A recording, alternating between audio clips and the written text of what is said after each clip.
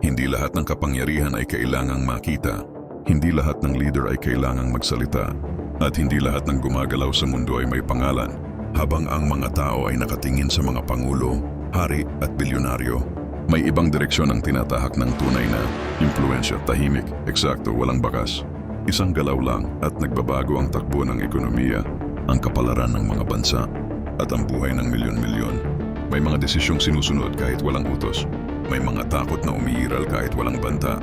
At may mga lihim na mas ligtas kapag hindi binibigkas. Hindi ito kwento ng digmaan. Hindi ito kwento ng bayani. Ito ay kwento ng isang sistemang gumagana kahit walang nakakakita kung sino ang nagpapatakbo. Sa mundong ito, ang pinakamakapangyarihan ay hindi ang pinakamayaman. Hindi rin ang pinakamalakas, kundi ang hindi kailanman kailangang magpakilala. Ito ang mundong ginagalaw ng isang kamay na hindi mo nakikita, the invisible hand. Walang nagsabi kung kailan ito nagsimula.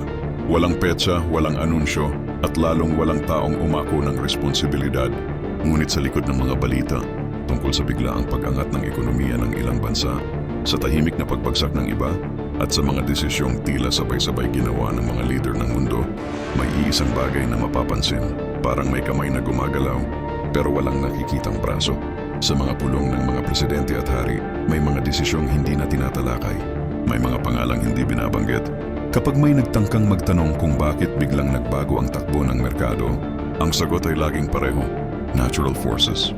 Ngunit alam ng lahat na hindi natural ang sabay-sabay na katahimikan ng mga makapangyarihan. Sa mga lansangan, walang kakaiba. May mga manggagawang papasok sa trabaho, may mga tindahang nagbubukas sa umaga, at may mga pamilyang abala sa pang-araw-araw na buhay. Walang palatandaan na ang mundo ay pinapatakbo hindi ng mga nakikita sa telebisyon, kundi ng mga hindi kailanman humarap sa kamera. May mga taong may kapangyarihan at may mga taong may impluwensya. Ngunit mas delikado ang mga taong hindi kailangang magpakilala para sundin. Sila ang dahilan kung bakit may mga desisyong agad sinusunod kahit walang pirma. Sila ang dahilan kung bakit may mga leader na natutong manahimik. At kung sakaling itanong kung sino ang nasa likod ng lahat ng ito, walang sasagot. Hindi dahil hindi nila alam, kundi dahil mas ligtas ang hindi malaman. Sapagkat sa mundong ito, ang tunay na kapangyarihan ay hindi kailanman humihingi ng pagkilala. Hindi pa siya nagpapakilala at hindi pa ito ang tamang oras. Sapagkat may mga gabi na may ilaw ang mga gusali ng kapangyarihan kahit tapos na ang opisyal na oras ng trabaho. Sa loob ng mga silid na yon, may mga dokumentong hindi pinipirmahan ngunit agad ipinapatupad. May mga tawag na hindi nakalog, mga pulong na walang agenda, at mga desisyong bigla na lamang nagiging collective agreement. Kahit walang malinaw na nagmungkahing gawin ang mga iyon.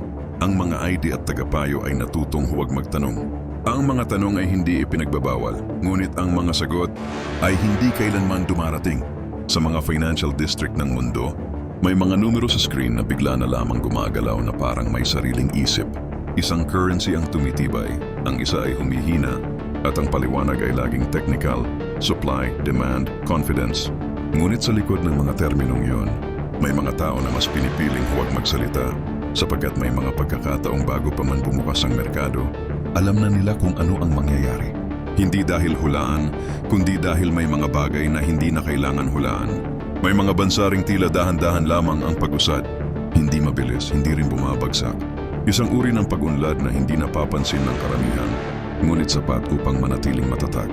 May mga proyektong hindi itinatanghal, may mga desisyong hindi ipinagmamalaki, at may mga pagkakamaling hinahayaan munang mangyari. Santuin tayo na nagdamarami at kahinaan. Ngunit para sa iilan, ito ay sinadyang pagpipigil, isang paraan upang maiwasan ang mas malalaking pinsala na dulot ng biglaang pagbabago. Sa mga archive ng ilang ahensya, may mga ulat na paulit-ulit na binubura. Hindi dahil mali ang nilalaman, kundi dahil wala itong pinanggagalingang pangalan. Walang organisasyon, walang leader, walang simbolo. Tanging mga pattern lamang ang natitira, mga pangyayaring tila magkakaugnay, ngunit walang malinaw na linya kung sino ang nagugnay. Ang mga analyst ay nahahati. Ang iba'y naniniwalang ito'y teorya lamang. Ang iba na may pinipiling manahimik matapos makita ang masyadong maraming pagkakatugma. Sa kabilang dulo ng mundo, sa mga lugar na hindi napapansin ng balita, may mga taong tahimik na gumagawa ng kanilang araw-araw na gawain. May mga kamay na sanay sa bigat ng materyales, sa ingay ng bakal at salamin, sa sukat na kailangang eksakto upang magkasya ang isang pinto o bintana. Walang kakaiba sa rutang dinadaanan, sa oras ng pahinga, o sa anyo ng pagod sa pagtatapos ng araw. Kung may makakapansin man, ito'y dahil sa pagiging maayos sa trabaho, walang labis, walang kulang. Ngunit ang mundo ay hindi lamang gumagalaw sa ibabaw. May mga bagay na mas epektibong gumagana kapag hindi nakikita. May mga desisyong mas madaling sundin kapag walang mukha ang nag-uutos.